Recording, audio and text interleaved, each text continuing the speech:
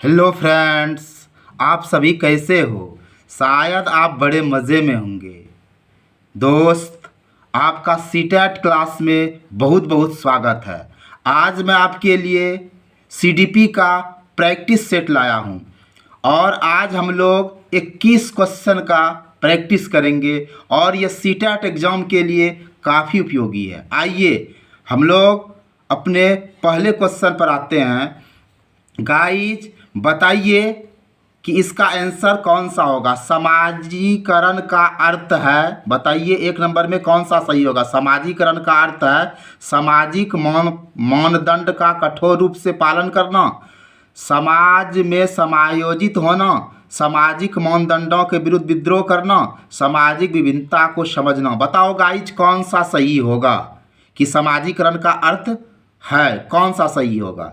तो गाइज आपका सही जाएगा कि समाजीकरण का अर्थ गाइज ये आपका 2 नंबर जाएगा कि समाज में समायोजित होना, समाज में समायोजित होना। आपका 2 नंबर राइट जाएगा। तो 1 का राइट कौन जाएगा गाइज, ये 2 नंबर, ये 1 का 2 नंबर। समाजीकरण का अर्थ क्या हुआ गाइज कि समाज में समायोजित होना।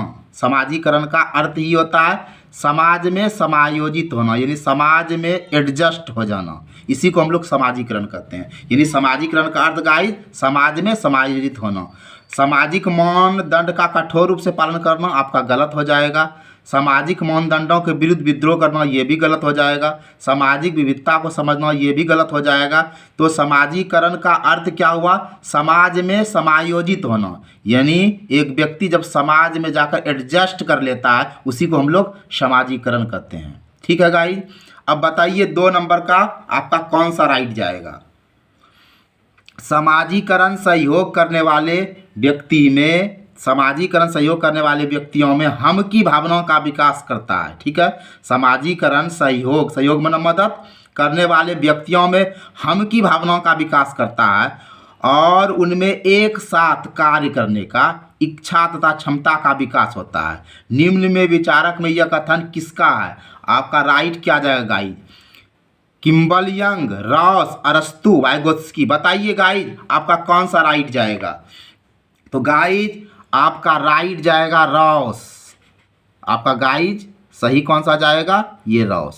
ये आपका 2 नंबर का राइट जाएगा। ये 2 नंबर देख रहे हैं, रॉस। ठीक है, क्योंकि यहाँ देखिए कह रहा है समाजीकरण सहयोग करने वाले व्यक्ति में हम की भावनाओं का विकास करता है। ये जो देखो हम की भावना है ना, देखो यहाँ हम की भावना, ये काफ़ी अहम चीज़ है। हम की भावनाओं का विकास करता है और उसमें एक साथ कार्य करने की इच्छा क्षमता का विकास होता है। ये बात रॉस साहब ने कहा था। ये बात किसने कहा था, रॉस ने कहा था। ठीक है, अब दिमाग में रखिएगा।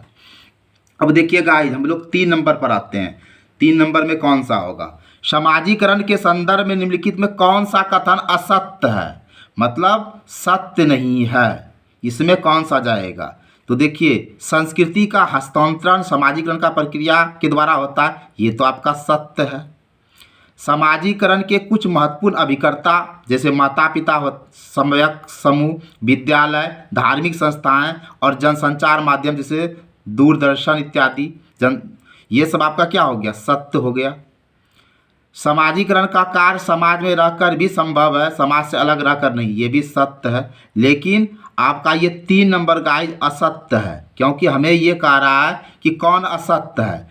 तो समाजीकरण के संदर्भ में ये बात असत्य है कि पालने के तरीके में के प्रभाव, पालने के तरीके का प्रभाव बच्चे के समाजीकरण पर नहीं पड़ता। ये बिल्कुल गलत करता है। अगर एक बच्चे का पालन पोषण होता है उसका प्रभाव समाजीकरण पर नहीं पड़ता, ये गलत कर रहा है। पालने के तरीके का प्रभाव बच्चे के समाजीकरण पर नहीं पड़ता, ये बिल्कुल गलत कहता है। एक बच्चा का जो पालन पोषण होता है उस पर समाजीकरण का प्रभाव पड़ता है। अगर बच्चे का सही से समाजीकरण नहीं होगा तो बच्चे का सही से डेवलपमेंट नहीं होगा। ये गलत कह रहा है कि समाजीकरण का प्रभाव नहीं पड़ता, जबकि पड़ता है। ये कहता है नहीं पड़ता, इसलिए 3 नंबर गलत है। ठीक है, अब गाइस हम लोग 4 नंबर पर आते हैं कि किसी बालक के समाजीकरण में धर्म का महत्व है। आपका कौन सा राइट जाएगा, आदर्शों में, अनुकरण में, संस्कार में। तो बालक के समाजीकरण में धर्म का महत्व है, आदर्श, अनुकरण, संस्कार। तो आपका केवल ए, केवल बी, केवल सी, और ये 4 नंबर में ये सभी। तो गाइज आपका ऑप्शन जाएगा ये सभी, ये सभी। क्यों? क्योंकि बालक के समाजीकरण में धर्म का बहुत महत्व है। धर्म से आदर्श स्थापित होता है, धर्म से अनुकरण होता है, धर्म से संस्कार होता है। तो ये आपका सब हो जाएगा। यानी बालक के समाजीकरण में धर्म का महत्व है, आदर्श में, अनुकरण में, संस्कार में, ये तीनों हो जाएगा, इसलिए ये सभी हो जाएगा। अब बताओ गाइज 5 नंबर का कौन सा राइट जाएगा? समाजीकरण की प्रक्रिया में उन डॉट डॉट को प्राप्त किया जाता है जिन्हें समाज में महत्व दिया जाता है। बोलो कौन सा आपका राइट जाएगा?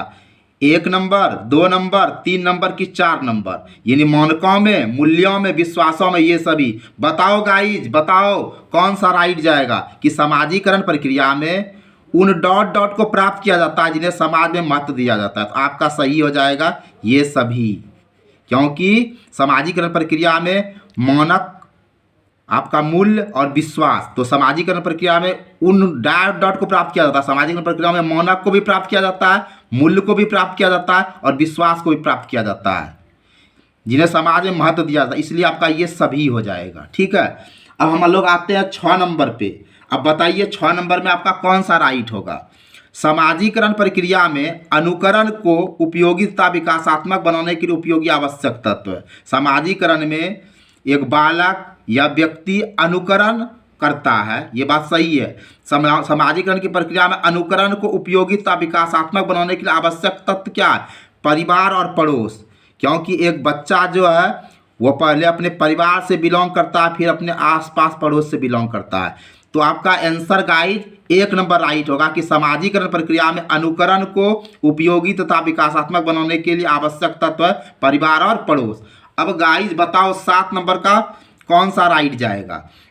आप अपनी कक्षा के बालकों में, ठीक है, आप अपने क्लास के बालक में समाजीकरण की प्रक्रिया को तेज करना चाहते हो, तो इसके लिए आप निम्नलिखित में कौन सा कदम उठाओगे? बताओ गाइज आपका कौन सा राइट जाएगा? कि बालकों में स्कूल की परंपरा से उसको परिचित कराओगे, बालकों में सामाजिक आदर्श स्थापित करोगे, बालकों को समाज के प्रचलित मान्यता के विषय में जानकारी दोगे। केवल ए होगा, ए और बी होगा, बी और सी होगा, कि ये सभी होगा? बताओ गाइज आपका कौन सा राइट जाएगा? तो आपका राइट ये सभी हो जाएगा, ये सभी। यानी आपका ए, बी, सी राइट हो जाएगा, सब हो जाएगा। क्योंकि आप अपनी कक्षा के बालक में समाजीकरण प्रक्रिया को तेज करना चाहते हो ना, तो आपको बालक को स्कूल की परंपरा से परिचित करना होगा, वहाँ के रीति रिवाज से परिचित करना पड़ा, बिल्कुल सही है। बालक में सामाजिक आदर्श स्थापित कराओगे, ये भी बिल्कुल सही है। बालकों को समाज में प्रचलित मान्यता के विषय में जानकारी दोगे, बिल्कुल सही होगा। इसलिए आपका ये सभी हो जाएगा। अब बताओ गाइज 8 नंबर में कौन सा राइट होगा? निम्न में कौन सा कारक बच्चे के समाजीकरण में महत्वपूर्ण भूमिका निभाता है? बच्चे के समाजीकरण में कौन कौन भूमिका निभाता है? बताओ कौन सा राइट होगा? पालन पोषण, सहानुभूति, पड़ोस, ये सभी। तो गाइज आपका राइट जाएगा ये सभी, क्योंकि कहता निम्न में कौन सा कारक बच्चे के समाजीकरण में महत्वपूर्ण भूमिका निभाता है? तो पालन पोषण भी निभाता है। बच्चे का कैसे पालन पोषण हुआ? सहानुभूति भी आ जाएगा, पड़ोस भी आ जाएगा। ये सभी है जो समाजीकरण में अहम रोल निभाता है। तो आपका ये सभी हो जाएगा। बताओ गाइज अब 9 नंबर में कौन सा राइट होगा? बालक के समाजीकरण की प्रक्रिया कब प्रारंभ होती है? जन्म के 3 वर्ष के बाद। बताओ गाइज, जन्म से किशोरावस्था में, वयस्क होने के बाद। बताओ आपका कौन सा राइट होगा? बताओ बताओ। तो आपका हो जाएगा 2 नंबर, जन्म से। क्यों? क्योंकि बालक के समाजीकरण प्रक्रिया कब से प्रारंभ होती है? जन्म से ही। क्योंकि बच्चे का विकास माँ के गर्भ से ही शुरू हो जाता है, गर्भ से लेकर वो कब्र तक जाता है। तो बालक में समाजीकरण की प्रक्रिया जन्म से ही प्रारंभ हो जाती है। जब वह जन्म लेता है तो देखो वह अपने परिवार के बीच में बहुत कुछ सीखने लगता है, फिर वो बड़ा होता है, फिर पड़ोस में जाता है, फिर स्कूल जाता है। तो जन्म से ही इसमें समाजीकरण प्रक्रिया शुरू हो जाती है।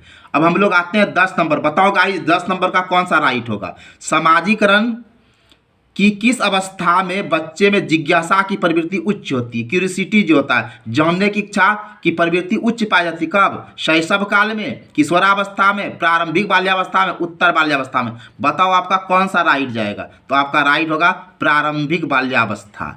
ये अवस्था में जो होता है सामाजिकरण की किस अवस्था में बच्चे में जिज्ञासा की प्रवृत्ति उच्च होती है? तो प्रारंभिक बाल्यावस्था जो है ये शैशव काल, किशोरावस्था, प्रारंभिक बाल्यावस्था, उत्तर बाल्यावस्था। तो प्रारंभिक बाल्यावस्था जो है इसमें जिज्ञासा की प्रवृत्ति बहुत ही उच्च होती है, यानी सबसे ज़्यादा उच्च होता है, सबसे अधिक ज़्यादा होता है। अब 11 नंबर पर बताओ गाइस कौन सा राइट होगा? समाजीकरण की किस अवस्था में बालकों में समकक्ष मित्रों एवं समूहों के साथ समायोजन करने की प्रवृत्ति का विकास होता है? बताओ आपका कौन सा राइट जाएगा?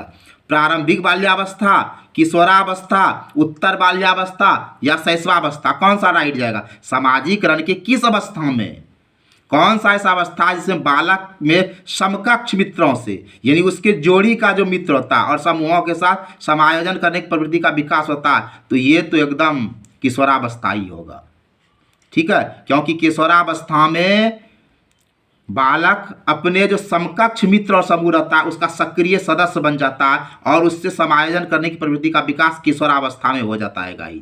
तो आपका 11 का 2 नंबर जाएगा। अब बताओ 12 में कौन सा होगा गाइस? सबसे गहन और जटिल समाजीकरण होता है किशोरावस्था के दौरान, पूर्व बाल्यावस्था के दौरान, प्रौढ़ावस्था के दौरान, व्यक्ति के पूरे जीवन में। बताओ गाइस कौन सा राइट होगा? बताओ कि सबसे गहन और जटिल समाजीकरण होता है, तो आपका राइट जाएगा किशोरावस्था के दौरान। आपका एक राइट जाएगा किशोरावस्था, क्योंकि ये अवस्था आंधी तूफान का काल है। ये जो होता है ना मानव का सबसे संघर्षपूर्ण काल होता है। तो ये गहन और जटिल समाजीकरण जो होता है ये किशोरावस्था के दौरान होता है। इसमें बच्चे में कई परिवर्तन होता है। तो सबसे गहन और जटिल समाजीकरण इसी अवस्था में होता है, किशोरावस्था, एडोलसेंस में। अब गाइज आइए 13 नंबर में, 13 नंबर बताइए गाइज कौन सा सही होगा? शिक्षक को यह सलाह दी जाती है कि वे अपने शिक्षार्थी को यानी विद्यार्थी को सामूहिक गतिविधियों में शामिल करें, क्योंकि उसमें सीखने को सुगम बनाने के अतिरिक्त डॉट भी वह सहायता करता है उसके समाजीकरण में। देखो अगर बच्चा ग्रुप में गतिविधि करेगा तो वो क्या करेगा, उसके अंदर टैलेंट डेवलपमेंट होगा ही, उसके अंदर समाजीकरण का भी विकास होगा। इसलिए आपका आंसर 13 का 2 जाएगा कि शिक्षक को यह हमेशा एडवाइस दिया जाता है कि वो अपने शिक्षार्थी को सामूहिक गतिविधि में शामिल करे। इससे वो उसका सीखना तो आसान होगा ही, इसके अलावा उसके समाजीकरण में भी सहायता करेगा। आपका आंसर 2 राइट जाएगा। अब देखिए, अब आओ हम लोग गाइस 14 नंबर पे, 14 का कौन सा सही होगा? समाजीकरण में बच्चे के डॉट को निर्देशित करना और अनैच्छिक एवं डॉट प्रवृत्तियों को अनुशासित करना, व्यवहार और गलत व्यवहारिक, व्यवहार सही व्यवहारिक, बुद्धि सही बौद्धिक, मन और सही मानसिक। बताओ गाइज कौन सा राइट होगा? तो आपका राइट ये 1 नंबर का जाएगा, क्योंकि समाजीकरण में बच्चे के व्यवहार को निर्देशित करना और अनैच्छिक जो उसका इच्छा नहीं है एवं व्यवहारिक प्रवृत्ति को अनुशासित करना होता है। आपका 1 राइट जाएगा। अब गाइज आते हैं हम लोग 15 नंबर में कि 15 नंबर का कौन सा राइट होगा? बच्चे के समाजीकरण में शिक्षक की भूमिका होती है उसके बौद्धिक विकास करना, उसे सांप्रदायिक शिक्षा प्रदान करना, उसको गृह कार्य देना, उसे अधिक उनके आर्थिक प्रयोग में सहयोग करना। बताओ गाइज आपका कौन सा राइट होगा? तो आपका राइट ये होगा उसके बौद्धिक विकास करना, क्योंकि बच्चे के समाजीकरण में शिक्षक का भूमिका उसके बौद्धिक विकास करना होता है, उसको सांप्रदायिक शिक्षा प्रदान नहीं, उसको हिंदू मुसलमान ये सब का भावना नहीं देना, ये आपका गलत हो जाएगा। समाजीकरण में शिक्षक सांप्रदायिक शिक्षा नहीं प्रदान करता है, उसको खाली गृह कार्य नहीं देता है, उसको आर्थिक प्रयोग में सहयोग नहीं करता, बल्कि उसका बौद्धिक विकास करता है। बच्चे के समाजीकरण में शिक्षक का जो सबसे बड़ा भूमिका है उसका बौद्धिक विकास है। 15 का 1 नंबर जाएगा। अब देखो 16 नंबर में क्या होगा? अपनी कक्षा के बच्चों के समाजीकरण की प्रक्रिया को तेज करने के लिए शिक्षक को अपना व्यवहार डॉट रखना चाहिए, सहानुभूतिपूर्ण किंतु कठोर, स्नेह और सहानुभूतिपूर्ण, समान और कठोर। बताओ गाइस आपका आंसर कौन सा राइट जाएगा? तो आपका आंसर जाएगा 2 नंबर, स्नेह और सहानुभूतिपूर्ण। क्योंकि देखो अपनी कक्षा में बच्चों के सामाजिकरण प्रक्रिया को तेज करने के शिक्षक को अपने व्यवहार में सहानुभूतिपूर्ण ये सही, लेकिन कठोर ये गलत हो जाएगा, समान ये भी गलत है, कठोर गलत हो जाएगा। तो स्नेह और सहानुभूतिपूर्ण, एक टीचर को अपने बच्चे के साथ स्नेह भी रखना पड़ेगा और सहानुभूतिपूर्ण, आपका ये राइट जाएगा क्योंकि ये पॉजिटिव वर्ड है। अब बताओ 17 का कौन सा राइट जाएगा? बताओ कि निम्न में से क्या बच्चों में सामाजिकरण में प्रमुख भूमिका निभाता है? खेलकूद, अच्छे कपड़े, बच्चे की सुंदरता, बच्चे की अच्छी पाठ्य पुस्तक। देखो, बच्चे के सामाजिकरण में प्रमुख भूमिका अच्छा कपड़ा नहीं निभाता है, बच्चे का सुंदरता भी नहीं निभाता है, उसका पाठ्य पुस्तक भी नहीं, तो क्या? खेल कूद। ये जो खेल कूद है ना, ये बहुत बड़ा चीज़ है। ये बच्चे के सामाजिकरण में बहुत बड़ा भूमिका निभाता है। जब बच्चा खेलता है, कूदता है, उसमें टीम वर्क की भावना आती है, उसमें सहयोग की भावना आता है, उसमें जूझने की बहुत तरह का चीज़ वो सीखता है। तो सामाजिकरण में खेल कूद का अहम रोल है, इसलिए खेल कूद खराब चीज़ नहीं है, वो बच्चे के संपूर्ण डेवलपमेंट के लिए जरूरी है। अब आओ हम लोग 18 नंबर गाइड। 18 नंबर बताओ कौन सा गाइड सही होगा कि निम्नलिखित में किस विचारक ने मैं और मुझे सिद्धांत दिया? तो देखो, आप ऐसे समझो, ये दुर्खिम तो गलत हो जाएगा, लेमार्क भी गलत हो जाएगा, कूले भी गलत हो जाएगा, तो आपका राइट जाएगा 18 का 2 नंबर मीड। ये मीड। अब देखो, इसमें आप एक ट्रिक अपनाओ। निम्नलिखित में मैं और मुझे, देखो मैं, यहाँ देखो मैं में म आ रहा है, देखो मुझे में म आ रहा है, और देखो यहाँ मीड है, मीड में भी म आ रहा है। अब देखिए, दुर्खिम में म है नहीं, तो गलत। लेमार्क में म है नहीं, कूले में म है नहीं, तो देखिए मैं और मुझे, तो म वाला है ना, इसलिए मीट। आप इस टेक्निक से याद रखिएगा, आपका आंसर ये 2 नंबर राइट गया। ठीक है, अब 19 नंबर में आओ गाइड। 19 नंबर का कौन सा राइट जाएगा? प्रत्येक समाज में अपनी विचारधारा और मूल्य, भाव, विश्वास, आदर तथा संस्कार जीवित अवस्था में होते हैं। सामूहिक प्रतिनिधित्व का सिद्धांत तहत ये किसका मत है? आप बताओ, किंगल यंग का, दुर्खिम का, डार्विन का कि राउस का? बताओ गाइज कौन सा राइट होगा, बताओ बताओ गाइज। तो आपका गाइज आंसर होगा 19 का 2 नंबर, दुर्खिम। ठीक है, ये दुर्खिम आपका जाएगा 2 नंबर राइट। क्यों? प्रत्येक समाज में अपनी विचारधारा, मूल्य, भाव, विश्वास, आदर्श, संस्कार जीवित अवस्था में होते हैं। सामूहिक प्रतिनिधित्व का सिद्धांत के तहत यह मत दुर्खिम का है। अब देखो 20 नंबर का कौन सा होगा गाइज? कृतिका अक्सर घर में ज़्यादा बात नहीं करती है, लेकिन विद्यालय में वो काफ़ी बात करता है। ये क्या दर्शाता है गाइज? कि विद्यालय हर समय बच्चे को खूब बात करने का अवसर देता है। ये आपका गलत हो जाएगा। ठीक है, शिक्षकों की यह मांग होती है कि बच्चे विद्यालय में खूब बात करें, ये भी गलत हो जाएगा। कृतिका को अपना घर बिल्कुल पसंद नहीं है, ये भी गलत हो जाएगा। तो उसके विचारों को विद्यालय में मान्यता मिलती है। ठीक है, देखो ये कितना बढ़िया पॉजिटिव बात है। कृतिका नाम का जो बच्ची है, वह घर में ज़्यादा बात नहीं करती है। क्यों नहीं करती है? क्योंकि उसके बात को मान्यता नहीं मिलता है। वह बात करती है, उसको कोई प्रोत्साहित नहीं करता है। लेकिन कृतिका जब अपने विद्यालय में काफ़ी बात करती है, क्योंकि विद्यालय में उसके विचार को, उसके बातों को मान्यता मिलती है, उसको मोटिवेट किया जाता है। और जब बच्चे को प्रोत्साहन मिलेगा, ठीक है, तो उसके बातों को मान्यता मिलेगा, तो उसमें खूब भूमिका निभाता है। तो कृतिका अक्सर घर में ज़्यादा बात नहीं करती है, लेकिन विद्यालय में काफ़ी बात करती है। ये दर्शाता है कि उसके विचार को विद्यालय में मान्यता मिलती है। अब गाइज हम आज के अंतिम सवाल पर आते हैं 21 नंबर का, कि सबसे अधिक गहन और जटिल समाजीकरण होता है किसमें?